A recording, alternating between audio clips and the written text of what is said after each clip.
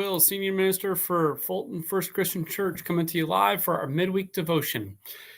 I'm here to say that I did it. I took the plunge. I signed up for the Turkey Tracks 5K in Columbia. I'm going to be one of those dumb people spending their Thanksgiving morning freezing their tail off as they hoof it around downtown for 3.1 miles. Now, I've been training for another race that's coming up in November, early November. I've been training since April. So I thought, why not just pile on a little bit more? Instead of sleeping in on a day off, or as much as my early riser girls would let me, or lazily watching a parade, I'll be freezing my butt off, hoofing it around. Which begs the question, why would I do such a thing? Why, instead of getting a meal prepared or volunteering or something, why would I go off and do this run? Well, I wager doing the run in the morning will be more than enough justification to stuff my face later in the afternoon. That extra piece of pie, I ran a 5K. Didn't you already have 4 rules? I ran a 5K. Shouldn't you slow down on the dressing? I ran a 5K. It's all the excuse I'll need. And it's easy to justify without bringing in food, though, too.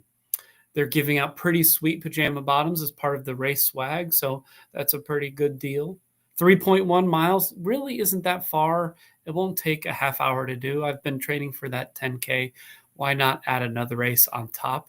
It'll be a nice thing to do with my mother-in-law. She's running too. My doctor has me monitoring my blood pressure, and exercise is supposed to help that. Of course I should do it. See, there are plenty of reasons. I'd be lying if the prospect of food wasn't some motivator. Don't get me wrong, I'm not looking forward to continuing waking up at 4 a.m. so I can pound out some miles before the girls wake up and I have to start the day. I'm not looking forward to sore legs as I need to ice my body. It continues to remind me I'm not as young as I think I am. I'm not looking forward to the extra loads of laundry as I have to bundle up to endure the cold now that the weather has actually come. What I am looking forward to, though, is finishing. Whether it's the cheers from my family waiting for me at the end, the endocannabinoids, look it up, flooding my brain over the leaf of accomplishment. Finishing the race will make all the early mornings, the frequent icing, and the extra laundry worth it. And maybe you won't do a 5K on Thanksgiving, but I know you know the pleasure of finishing something, of completing a task, even checking something off a to-do list. It just leaves you feeling remarkably satisfied. Paul makes allusions to this when he pens his closing remarks in his second letter to Timothy. He writes, I'm already being poured out like a sacrifice to God, and the time of my death is near. I have fought the good fight, finished the race, and kept the faith.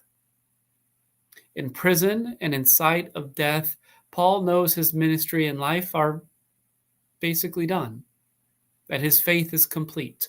The race is finished. But like with anything at that time, there is a mixture of emotions. He is satisfied, but frustrated. Chief among his frustrations was the fact that people have deserted him and the Christian faith because of it. He did so much good, but still can't shake those things that went wrong. It'd be like if once I get to the finish line, I was frustrated because my time could have been better, even though I hit my goal. It would have been, instead of being happy that I'd done it, complaining about what went wrong, which I do. But mostly, Paul is glad that God has been faithful, that God has been with him every step of the way and given him the strength to endure in faith. Paul makes it clear that his fight, his race, and his faith are all the result of God's work in his life. Even the heavenly reward that he looks forward to, which he compares to a competitor's wreath. Romans would put wreaths on those who won.